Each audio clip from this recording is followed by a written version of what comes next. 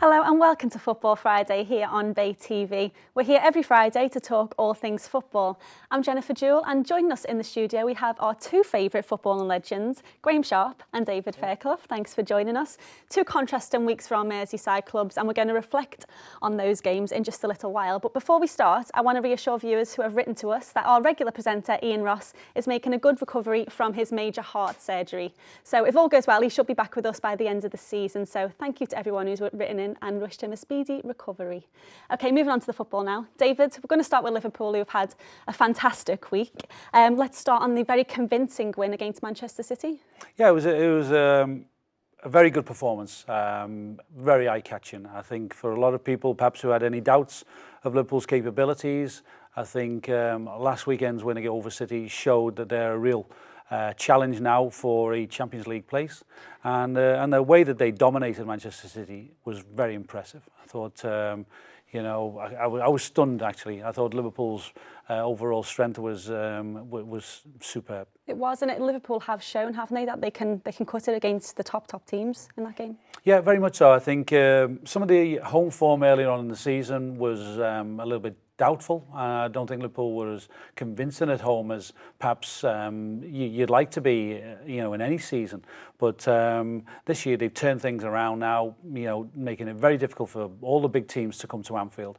And certainly City, who needed to win last week, really I think got a shock actually. I think by Liverpool's quality. They did, and by those two goals in particular. Jordan Henderson has had a fantastic week with those two goals, and he's really solidifying himself as the next Liverpool captain now, isn't he? Yeah, stunning performance. Incredible goal. It was a goal that sort of came from kind of nothing really. Liverpool were breaking quick, but I don't think even Manchester City could have expected such an outstanding finish. And it really then got Liverpool playing to another level, and certainly from Jordan Henderson's part, I don't think many people thought that was the type of goal expected of Jordan Henderson. So he's added that to his game now, and he's looking more and more the captain. He is. Can you see him being the next Liverpool captain, Graeme? Well, it looks that way. I think there's other candidates. Obviously, Martin Skirtle's one that springs to mind. But I think his performances have surprised a lot of people this season. It's going to be difficult to replace Steven Gerrard. First and foremost, that's a difficult job. But no, Henderson's done well in the last few weeks, and he's shown people what he can do. I think in the past you looked upon him as just a stopper, a defensive player. But if he's adding goals to his games and the quality of goals as well, so he's got a good shout to be the next captain. He hasn't. Does his age go in his favour? Because he's at an age where he's experienced enough, but he's still young enough to hopefully be a captain for the long term. Is that the plan Rodgers has got, do you think? Maybe so. He's a good age. Certainly he's got experience of captaining teams with the international squads. So he's growing into the role, certainly. He's added more to his game. His passing has improved dramatically, I think, over recent weeks, become much more sort of dominant in that way. He's making goals, scoring goals. Seems to be taking on the responsibility, trying to sort of grow into the role. I think we're seeing him much more prominent around the field. I think in some earlier months, and I think he was there. He was working hard, but you never noticed him as much. Now all of a sudden he's there, very much in the centre of everything. With Steven Gerrard as well, he used to drag Liverpool through at times. So it's a big act to follow. A big act to follow. But as I said, I think he's improving. Week by week, and obviously it's beneficial to Liverpool long run. Absolutely. And Coutinho, another wonder goal from him. Can he only score those amazing goal of the season candidate type goals? Yeah, Brazilian goals. I think when you sign a Brazilian player, you expect fantastic things, and all of a sudden Coutinho is really showing what he's capable of doing. And now when he gets into those positions, sort of 25 yards out from goal, you feel the excitement in the crowd. They're urging him to have a shot at goal. And whilst he didn't score the other night, he threatened goals, and he seems to have got that belief now that he can do it more and more. I think because he had a little bit of a reputation for sort of dragging a lot of shots from around the edge of the box, sort of wide of the mark. All of a sudden now he's added this real danger threat, and he's scoring outstanding efforts. He is. Now, we mentioned Manchester City last week having defensive problems. They were on show again on Sunday, weren't they? Graeme, you particularly pointed out Vincent Kompany. Vincent Kompany's having a bad time at the moment. They left him out in the following game. But that's taken nothing away from Liverpool. I think Liverpool were on the front foot from the very beginning. They've got a decent record against Manchester City at Anfield, so I think everybody was up for the game. But City are stuttering a little bit. And you talk about managers under pressure. Pellegrini's under pressure now.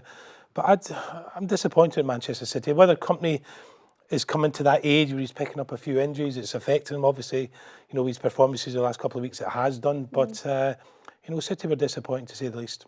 The way you mentioned managers, they're coming under pressure. One manager who admitted this week that he was under pressure to lose his job is Brendan Rodgers, but he's completely turned that season around for Liverpool, hasn't he? Yeah, he has. I think Liverpool were in the doldrums a little bit. The November time, early December form was a bit patchy.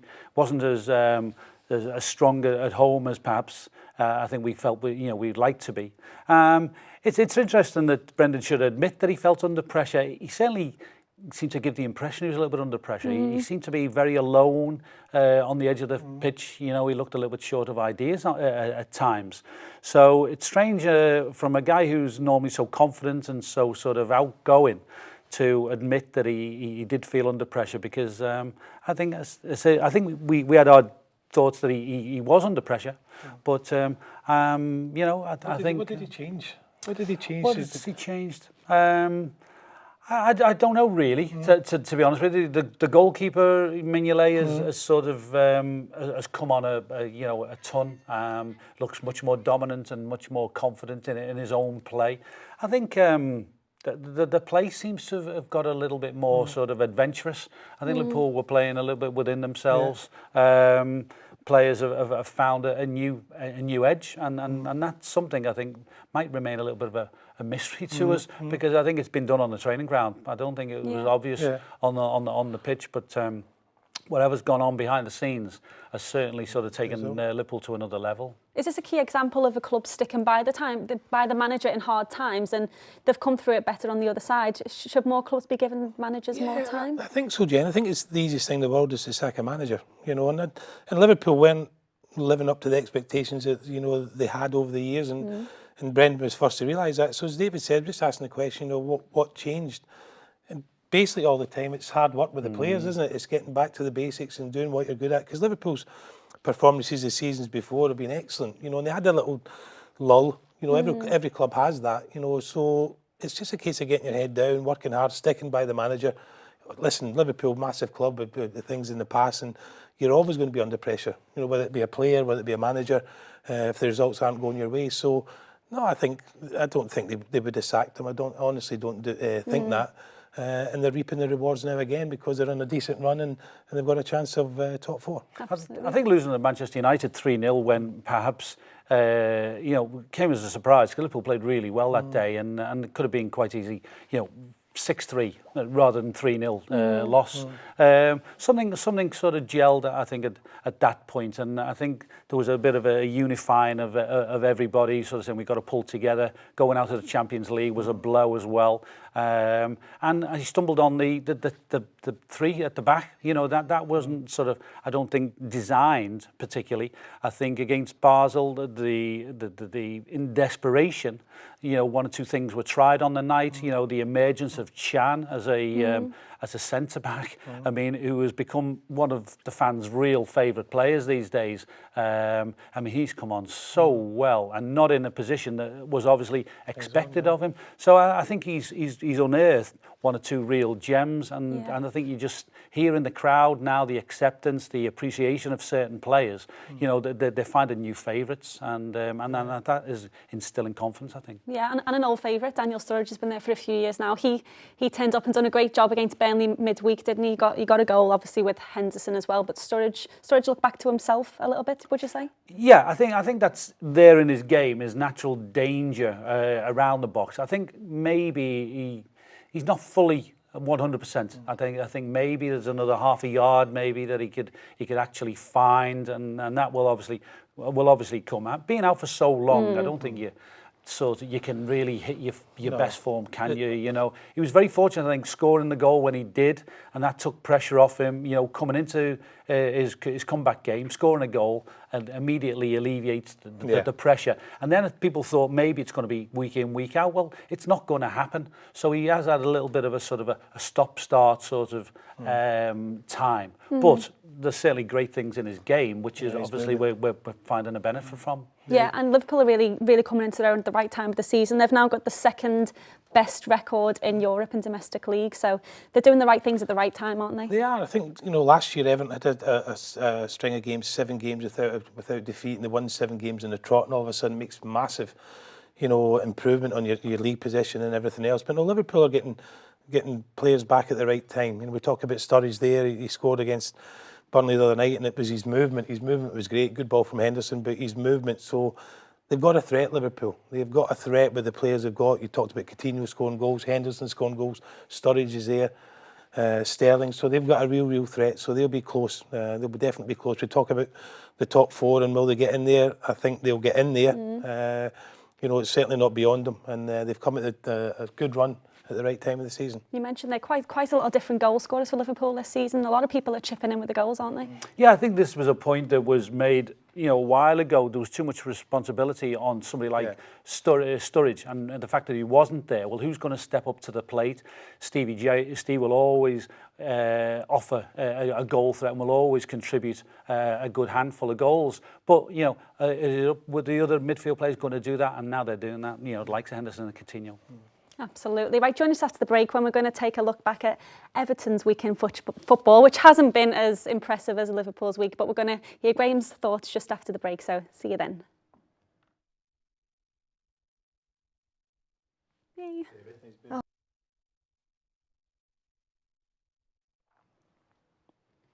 Hello and welcome back to Football Friday. Everton haven't had a great week, Graeme, have they? 2 losses. Are there any positives to take from the week so far, do you think? Well, I remember last week, Jen, you asked me, you know, what would I settle for, and I said 4 points would be great, but I think I was dreaming there, wasn't I? Yeah. Positives, I don't think we deserve to lose at Stoke. You know, Arsenal, the performances were okay, but at this stage of the season, okay is not good enough. They've got to be really great performances, and disappointment in the 2 games. Arsenal was always going to be a difficult place to go, but I was a little bit disappointed. We seemed to pay Arsenal a little bit too much respect. You know, Arsenal were coming off the back of a Champions League defeat to Monaco, so they were a little bit nervy as well. So I thought we should have maybe stood up and went toe-to-toe with them and said, listen, if we play our game, we're as good as what Arsenal are, but we didn't. We sat back, you know, retained possession, but never made any inroads into Arsenal's back 4. The only 2 occasions in the first half were from long clearances from defenders that Lukaku got himself on the young centre-back and nearly scored. So, you know, that was the way forward, but we didn't. We just retreated and invited a little bit of pressure on. So Arsenal was disappointing, but that then gave you, you know, a little bit of hope going into Stoke, saying, well, okay, we've got to be more positive. But first half against Stoke, I thought we were okay, you know, but then we go a goal down, and at the moment we don't seem to be able to score a goal, to go in the lead 1-0 and say, right, okay, let's build on. So we went a goal behind. Second half was a lot better, I thought we made inroads into the back 4 without getting any real glaring opportunities. And then as we chase again, we can see the second goal. So real disappointment, because 2 games where I thought we could have got something out of, we didn't. We came back pointless, and it's making it a little bit nervy. Absolutely. It's now a lot of negativity from Everton fans, which I suppose is understandable, the position we're in, and there's not too many games left to play, but the points have got to come from somewhere. But the fans are worried where the points are going to come from. Are you worried where those points are coming from? I've been worried for a long time, Jen. It's not just after the 2 recent defeats. It's been for a long time because, you know, having watched them home and away, I just don't know where the next win's coming from. I just don't know where our next goal's coming from. We talk about over the last few weeks about the service to Lukaku and everything else, but our problem is we don't look like scoring a goal. And he changed it around in midweek. He brought in Gibson as a 3rd central midfield player. Did it work? No, I think we got out-fought. You know, Stoke's always a difficult place to go to. It's always a physical encounter, and I don't think enough of our players stood up to that physical battle. You know, and I think When you look at the size and stature of Stoke, they're not a great side, but they're 8th in the Premier League because they all work extremely hard and play to a pattern, and it's difficult to go there. So, you know, it was really, really disappointing on Tuesday. I can understand the frustrations of the supporters because it's getting really, really close now, and we've got 10 games left, 6 at home, 4 away. But those games are against some of those games: QPR away, Aston Villa away, Burnley at home, teams who are in and around us. So it's imperative that he starts picking up points very, very quickly. David, would you have thought at the beginning of the season we'd be talking about Everton in a relegation battle with, 10 games to go now? Could you have seen that coming? Not at all. Obviously, last season was impressive, and the style of the play and the overall attitude and confidence that ran throughout Goodison, you tend to think that everyone would build on that, and I think in everybody's mind they were going to challenge for the European places. It just hasn't worked, and I haven't seen enough, obviously, of Everton to you know, say really why. But I was a little bit surprised to see them sort of capitulate a little bit at Arsenal, I have to say, because I did think last week that Arsenal were vulnerable. I mean, coming off the back of that loss against Monaco, you'd have thought maybe you could go and unsettle Arsenal. I mean, they only made one change, really, and that was at the back. But really, I was surprised to see the half-time result and Everton being a goal down. I mean, they sort of lapse of concentration. Yeah. And if you invite Arsenal onto you a little bit, they are the type of goals that Arsenal tend to pick up. I thought Everton might have put more pressure on Everton than actually they did come about. Stoke was always going to be a difficult game. I mean, for the reasons that Graeme says. I mean, it's the physicality of the game at Stoke, and I thought that maybe that was probably a tougher game for Everton. Is it becoming evident, Graeme, that we don't really have a plan B? It's only one way of playing for Everton right now? Well, it certainly looks that way. You know, listen, what is it? Is it lack of confidence? Is it teams finding a way to play against us? You know, the next 10 games are not going to be easy. You know, our next game in the league is against Newcastle at home, which will be difficult. Every team that's came to Goodison Park, or most teams that came to Goodison Park this year, have sat behind the ball and said to Everton, break us down, and we haven't been able to do that. So that's a real worry for me, that what is going to change in the next 10 games that are going to get us winning enough points, and we need to address it really, really quickly. Leon Osman came back for a little cameo appearance at Stoke, and Ozzy over the years has had a lot of criticism from supporters, but he's got that little bit of craft, you know, in that final third, who might just be the guy that's going to help us in the final run-in.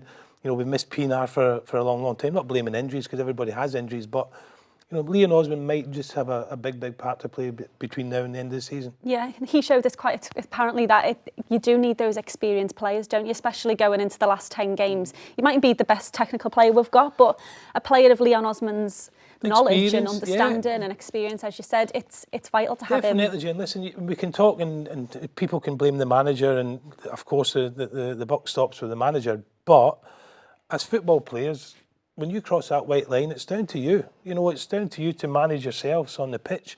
And this is what we always talk about in our day. It was all about team spirit, and if you weren't doing a job, somebody would tell you. Everton look very quiet at the moment. You know, you're looking for leaders, you know, to talked about Steven Gerrard before, to pull your teammates through a game. And I'm not seeing an awful lot of that. And it looks as if, you know, they're just kind of sinking a little bit. You know, they need to face it full on and say, listen, we've got 10 games to go. It's got to be 10 cup finals. You're not too good to go down.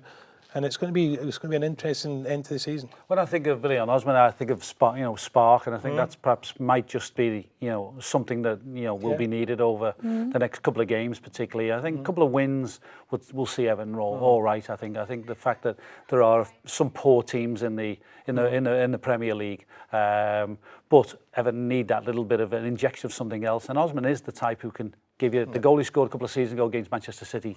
For me, I sort of have this outstanding memory of Leon Osman. You know, he'd go and make something happen, and he feels Everton through and through. It might just be that little injection. Who are the players you think that are going to, mentioned there about players going into themselves and not having that confidence. Who are the players you see coming to the forefront and getting the boys together to go and stay in this league? Well, I think James McCarthy is a big player for us. I think Darren Gibson's got a big role to play. Gareth Barry booked at Stoke, so he misses the next 2 games. So this is a perfect opportunity for Gibson to step up and say, listen, this is what I can do. So obviously your senior players, you're looking to your senior players. We talk about young players in the side with Garbutt and Coleman, relatively young. But listen, that doesn't matter anymore. Now you've just got to go in, you've got a job to do. As I said, the next 10 games will be cup finals. For me, forget the Europa League in terms of, yeah, it's been great and it's a good achievement if you get there, but the most important thing is survival in the Premier League, and that's what you've got to aim for. You know, great going to Dynamo Kiev, but Premier League is the bread and butter. You've got to make sure you're in that Premier League next year. So the boys have got to pull together, work hard, knuckle down, and hopefully get the results that'll keep it up. There's been a lot of talk about Martinez possibly being in trouble with his job. Do you see that happening, him losing his job? I think you've got to look over, not just this year, but I think last year as well. And you look at last year and, you know, it was like a breath of fresh air and everybody was saying what a great job he's done. He's brilliant. They're on the way back and all these songs for him and everything else. This season has been really, really difficult for him. You know, people look at maybe, was it lack of pre-season preparation, looking for all sorts of excuses. It just hasn't happened for him. So I think when you look over his managerial tenure at the moment at Everton, I think it's been okay, but he's just in a slump at the moment that he needs to arrest very, very quickly. Absolutely great. And David, what's your opinion on Martinez as an outsider? Do you think he's got the tactical knowledge to keep Everton up?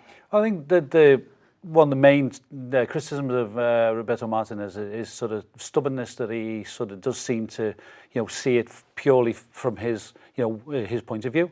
He has to be a little bit more flexible, I think, somewhere along the line. Last year was a breath of fresh air. Seeing Everton play that style, I'm sure, you know, a lot of Evertonians thought that was, you know, a great sort of difference to the way they played under David Moyes. So I think you don't get anywhere by chopping and changing managers. You know, would the ideal candidate be there anyway? I think continuity is the name of the game, and Martinez needs that little opportunity, I think, to sort of just to have a little look and see what has gone right and what has gone wrong throughout this last season or two, and then hopefully Everton, you know, put all their problems behind them. Well, he did have that great season last season. He was rewarded then at the end of the season with a contract extension of 5 years. Do you think that was a too bold a move by Ken Wright?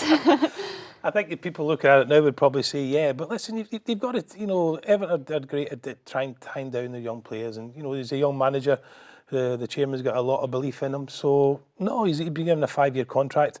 I'm sure he's got the backing of the chairman still. You know, obviously fans are a little bit upset at the moment, and quite rightly so. But this is a time where they all need to pull together. You know, everybody has an opinion, and quite rightly so. But the most important thing is making sure we win games, and with the fans behind us, especially at Goodison Park, it'll be easier to do. Well, is it important that the fans don't lose hope in him? Because he's a great manager, he's got great ideas. He showed that last year, and it's important that the fans do stick behind him and stay positive, isn't it? Jen, football fans want to see winning football. You know, if you want to see winning games. If you play awful and win 1-0, they're not bothered. It's great when you have fantastic football as well. We need to go back to just winning games. Whatever way we can do, we need to win games. And then kick on, hopefully, next season with the manager and hopefully some new players as well. But at this moment in time, it's important that they stick behind them. No use getting. I've been listening to people saying, "Get rid of him now," which is crazy. You know, that wouldn't serve any purpose whatsoever. Because you're in, as David said before, who do you bring in? What's happening? So at the moment, no, stick with him, stick by the team, and hopefully we can get the results. Everyone would be foolish to get rid of Martinez, wouldn't they, David? Yeah, I think so. Yeah, definitely. Obviously, I say continuity is the key, and there are enough examples to show that give a manager enough time, he can work his way through his problems. Absolutely. OK, thank you. Join us after the break, and we're going to look forward to Liverpool's FA Cup game this weekend against Blackburn. See you after the break.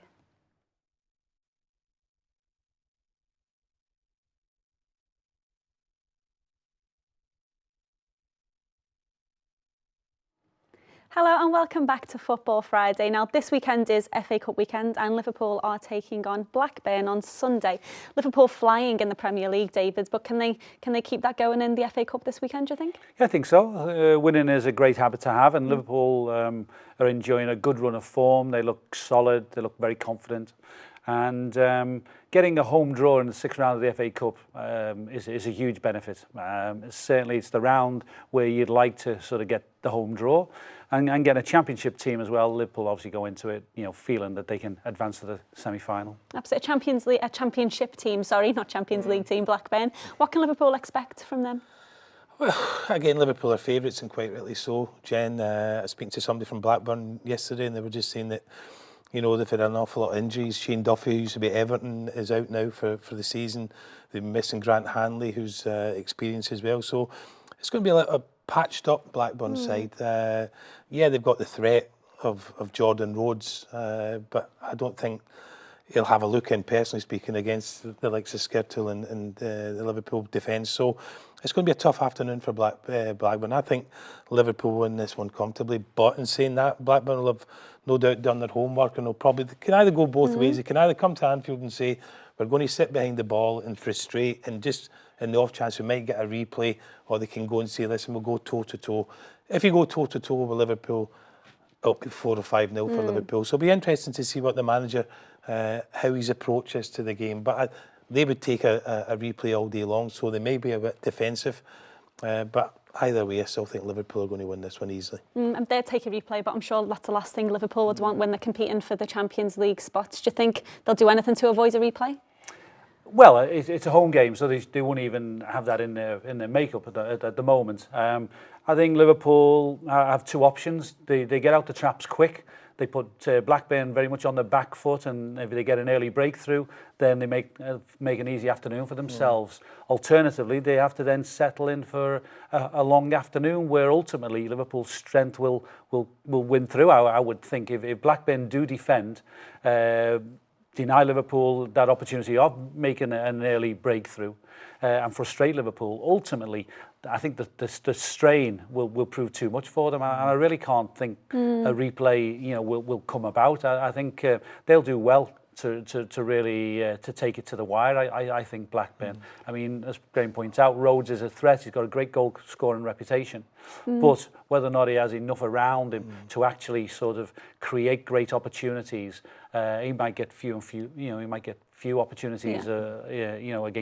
Against Liverpool. So Liverpool, it's one that Liverpool clearly go in as massive favourites. It's an opportunity. Everybody's talked about this, Jordan Rhodes, about can he take the step up, and he's obviously moved to Blackburn and he's scoring goals there.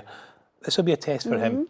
Personally speaking, I'm not sure if he can make the step up, but this is a fantastic opportunity for him and also Blackburn players to make a name for themselves. But I'm afraid I don't think he's going to get a lot of service at Anfield at the weekend, and as I said, I think Liverpool will be comfortable in this game. Yes. I think we see in the midweek, Burnley's approach, getting plenty of men behind the ball, frustrating Liverpool. Early on, they did deny Liverpool one or two good opportunities, but ultimately, they caved in. Whether or not Blackburn can come and actually be as resolute as Burnley were, who have got the experience now of being in the Premier League, that's the type of thing I'd be comparing it to. Yeah. And for Burnley's point of view, they had Ings, who people were looking to see if he has something to play at the top half of the Premier League. People will look at in Rhodes in the same way. I think people come away on Wednesday night not sort of wishing to be dismissive of Danny Ings, but he got very few opportunities of a sight on goal. Yeah. He didn't really get advanced up the field. And I'm looking at this game, Blackburn and Burnley, and I'm kind of sort of judging them very, very similar. Yeah, you're right to do that actually, because two contrasted games for Liverpool, wasn't it, the City and the Burnley game? But Liverpool have shown they can win when teams need to be broken down, as in the Burnley game. So they've got the players, haven't they, Liverpool, to break down hard defences. Yeah, they do, and they're sort of they're attacking in the wide areas now. Moreno is a great outlet down the left-hand side, does give you an option, and that allows Coutinho to sort of to do what he does in that sort of inside left type of role. Now, whether or not Blackburn sort of assign anybody to trying to tighten down Coutinho, I mean, they're the type of little problems that teams now coming to Anfield face. They have the threat down the wide areas. Chan sort of breaks now out of this role, and the Liverpool have got more about them now than perhaps they had earlier on in the season. Players are very, very confident. It's going to be a real tough day for Blackburn, I think. Yeah, so many different players now to stop in the Liverpool side, isn't there? That's it. We talk about Everton struggling in the final third. Liverpool, that's not Liverpool's problem. We mentioned the players before as well, and that's the way they play. And when those players are on fire, it's very, very difficult. You might eliminate one, but you've got another 3 or 4 threats here, and that's something that Everton haven't got. But certainly Liverpool at home, it'll be a tough afternoon for Blackburn. It really will be. But the manager, Gary Boyer, will say to his players, listen, what a fantastic opportunity. This is where you want to play week in, week out. But I just think it'll be a bridge too far. Score predictions for that game, Dave, we'll start with you. Well, I played against Blackburn in the FA Cup some years ago. I think it was 3-0, so I wouldn't back against. I fancy a comfortable win. I mean, it's very rare you get overconfidence, but Liverpool have all the capabilities to win this comfortably, and it could be 3 or 4. Yeah, I'll go 4-0. 4-0. 4-0. Okay, yeah. very, very nice. Okay, we'll move on now to Everton in the Europa League. It's enjoyable to talk about Everton in the Europa League, isn't it? And they've got a tough game against Dynamo Kiev on Thursday. They have, and we've talked to people that were saying that Kiev don't travel well. They're good at home and they're tough at home, but they don't tend to travel well. So this is an opportunity for Everton. Okay, they're not in a great run of form, but it's an opportunity to get a lead. Going into the second leg. It'll be interesting what team the manager will pick. We talk about Gibson. I think he'll start again. It's another game under his belt, but certainly it's a game we can win. Even though we're in a bad run of form in the league, I think the Europa League performances have been good. So it'll be an interesting one. We need to go over there with a lead. For me, we need to go over there with a lead. It'll be difficult over there, but looking forward to it. They don't play at the weekend. Everton will have a rest. No doubt they'll be training over the weekend, but gearing towards the Europa League. It's been good for them this year, the Europa League, but as we said before, the Premier League is what it's all about. But if you can get a positive result against Dynamo Kiev, then you go into the Newcastle game and your confidence is up, as David talked about before. So it's a big night Thursday. It's a big night. Yeah, we said Everton only seem to have one way of playing, but that way of playing seems to be working fantastically well in Europe. Yeah, it definitely is, and we've had some great results. You look at Wolfsburg now in the Bundesliga, doing really, really well second, and Everton won convincingly, home and away. So, their performances have been good, and we need another good performance on Thursday night.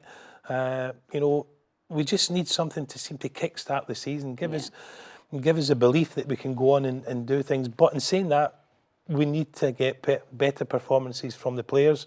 They know that, the crowd know that, and this is a time when everybody needs to get together. And listen, it would be great to go all the way in the Europa League, and I think it's in Warsaw, the final, and possibly win it because there's a Champions League place up for grabs. But first and foremost, let's get a league situation sorted out. That's the most important thing. But nice to have a little distraction. Yes, Graeme said there it's vital to get a win on Thursday to take it away to Ukraine, because Ukraine's not a very nice place to go and play, I imagine, is it, David? No, difficult. And, I think we've seen down the years, you go to places like Kiev and you think you might be comfortable. All of a sudden, in 10 or 15 minutes spell in an away game, these continental teams can turn it around, and certainly Russian teams have a nature to do that, because they're very sort of solid type of individuals. They won't be. I don't think they'll be kind of flaky when they come here. I think they'll be tough. They'll be prepared for a hard game against Everton. But Everton need to take a lead to the Ukraine. I don't think you can go there thinking that you're going to catch them on the break, because they can put you under pressure on their home sort of territory. So it is a tough one.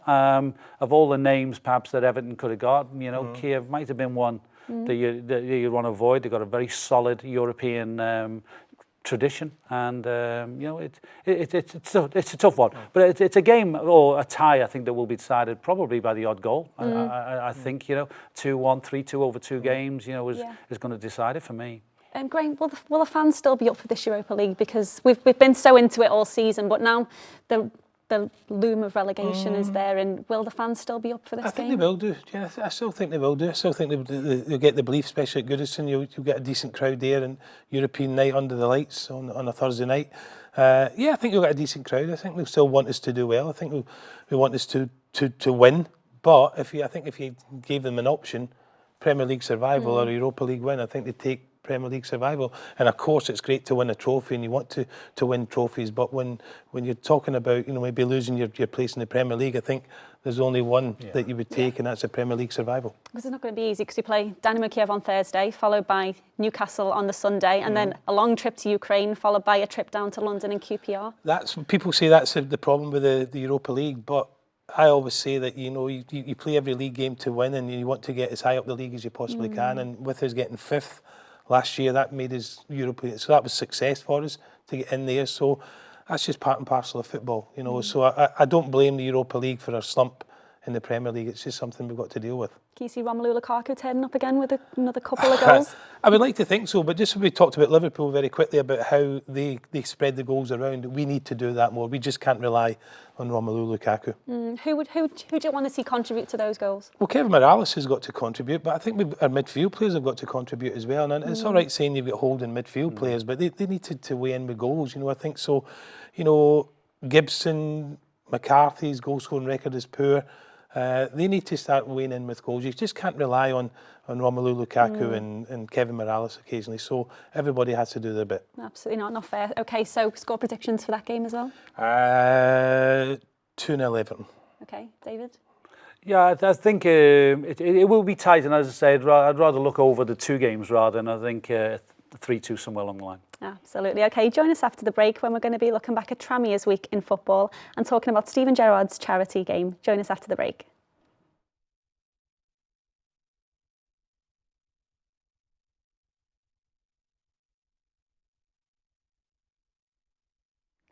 Hello and welcome back to the final part of today's Football Friday. Now, if you've got any questions for our legends, please keep them coming in. You can send them to footballfriday@baytvliverpool.com. But for now, we're going to talk about Tranmere. 2 games, 2 losses for Tranmere. They're now only out of the relegation zone on goal difference, David. They're really starting to worry now, I imagine. Yeah, I think so. We've been talking about it now for a number of weeks, and we've had the sort of the confidence sort of spell where things were going quite well for them, but now they seem to have fallen into a slump, and they can't get a result for anything, and it's looking very tough for them. Obviously, all the sides down there are down there because they can't create any consistency, but somewhere along the line, it's going to, you know, that's what's needed for hopefully Tranmere. They could get 2 or 3 wins and actually get themselves out of it. Now, the only team they've beaten in the last 4 or 5 games, I think it is the top of the table team, but it's the teams around you that you need to be beating, isn't it, when you're in that position? Definitely, Jen, and they've got a chance tomorrow against Dagenham and Redbridge. They're down there, so this is a real 6-pointer. You know, this will give them the belief. David talked about confidence. If they win that one, and you know, and claw them back or go above them, that will give them the confidence. But every week, I think, between now and the end of the season is going to be like this for Tranmere. You know, they'll win some, they'll lose some, but when you're playing against your rivals, if you like, down there, you need to get a positive result. And it'd be great that at home tomorrow, hopefully, you know, the crowd turn up and try and cheer them on. But they're in a really difficult position, and as I say, from week to week it will change. You know, just when you think you see there's a little chink of light here, we're pulling away, they'll get dragged back down, and that's what happens when you're in a relegation scrap. So fingers crossed they can get themselves out of it, but it's looking really, really tough for them. Now, this season they've fielded 44 different players. Is that part of their problem, do you think?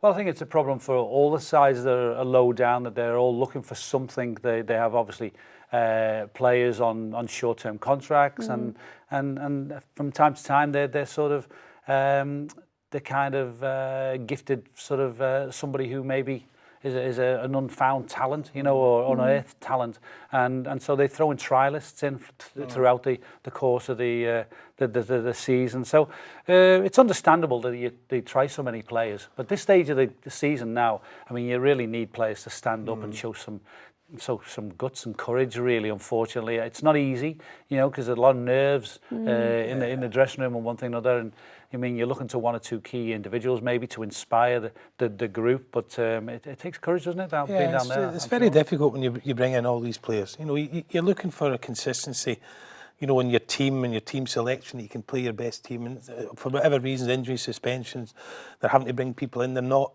big payers in terms of salaries, so they can only attract a certain type of player, and it is really difficult for them.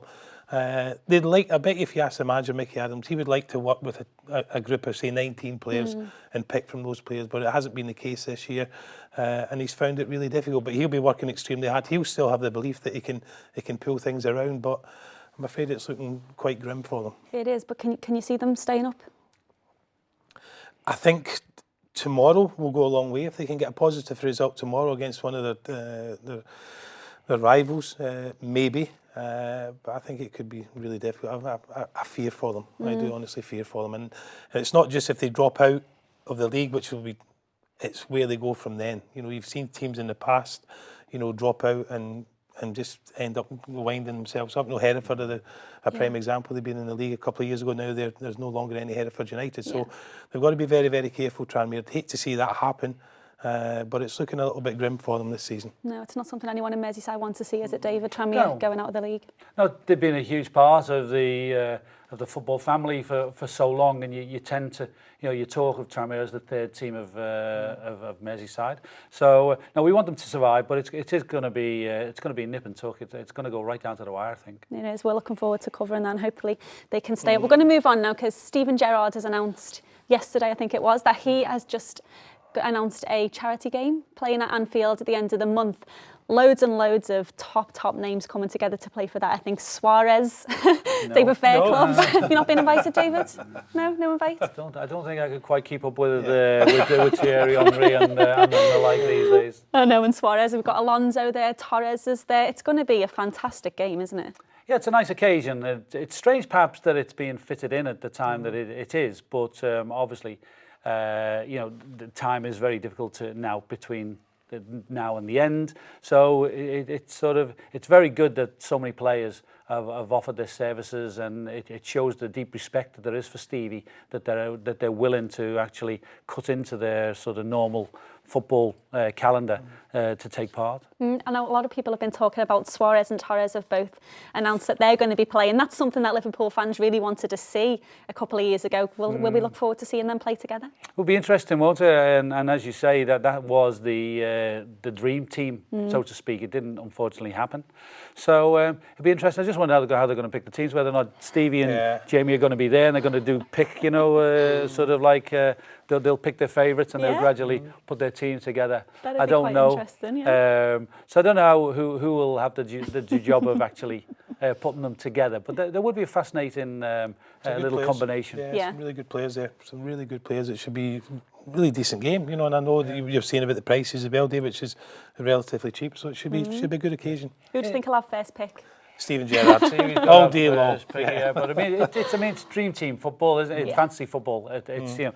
Who would you pick, Thierry Henry or Didier Drogba? You know, Suarez, Torres. I mean, incredible forwards on view. So either way, it promised to be an interesting afternoon. Yeah, and hopefully some more names announced in the coming weeks as well. So we'll look forward to talking about that one in a couple of weeks' time. But we're going to move on now to something that was in the news, which isn't very nice. A spitting incident midweek.